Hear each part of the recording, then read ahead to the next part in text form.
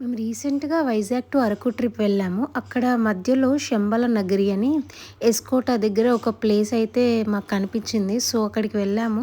వెళ్ళే ముందు అక్కడి గురించి మాకేం తెలీదు. బట్ వెళ్ళాక మాత్రం చాలా హ్యాపీగా ఫీల్ అయ్యాము. అక్కడ కొన్ని బోర్డ్స్ మీద కొన్ని రాసి పెట్టి ఉన్నాయి. అవి మీకోసం ఇందులో పోస్ట్ చేస్తున్నాను. చూడండి.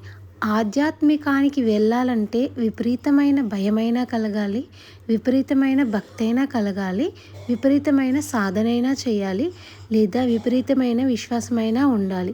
శ్రీరాముడంత ఓర్పు, శ్రీకృష్ణుడంత నేర్పు మనిషికి ఉండాలి. ధ్యానం నాన్న. నాన్న అంటే ఎవరో కాదు, ఇక్కడ తపస్సు చేస్తున్న ఒక ఋషి. మనం ఇక్కడికి వెళ్ళి ఎంతో కొంత తపశ్శక్తిని పొంది వస్తాము. ఈ బోర్డ్‌లో ఎంత అర్థం ఉందో చూడండి. నాకైతే చాలా బాగా నచ్చింది.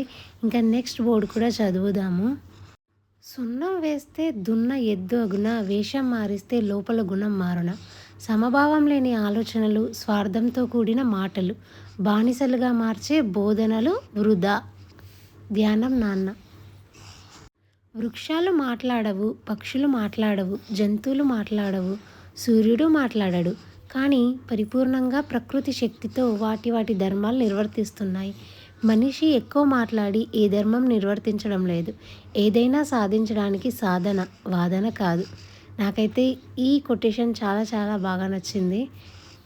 అందులో ఉన్నది కూడా కరెక్టే కదండి. మనిషి మాట్లాడతాడు కానీ ఏ ధర్మాన్ని నిర్వర్తించడు. నెక్స్ట్‌ది చూద్దాము. ఆధ్యాత్మిక వ్యక్తుల దగ్గర మనస్సుకు సంబంధించినవి అడగవద్దు. హృదయానికి సంబంధించిన అనుభవించండి. జ్ఞాని మౌనంగా అనుభవిస్తాడు, మేధావి తర్కిస్తాడు, మూర్ఖుడు వాదిస్తాడు. ధ్యానం నాన్న. ఇంకా చాలా బోర్డ్స్ ఉన్నాయి. నేను ప్రతి ఒక్కటి పోస్ట్ చేస్తాను. అండ్ ఈ ప్లేస్ అయితే మీరు అరకు, వైజాగ్ వెళ్ళినప్పుడు ఖచ్చితంగా విజిట్ చేయండి.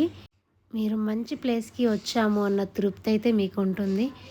ఇక్కడ ఏం చెప్తారంటే వట్టి చేతులతో రండి, తపశ్శక్తిని పొందండి అని చెప్తారు.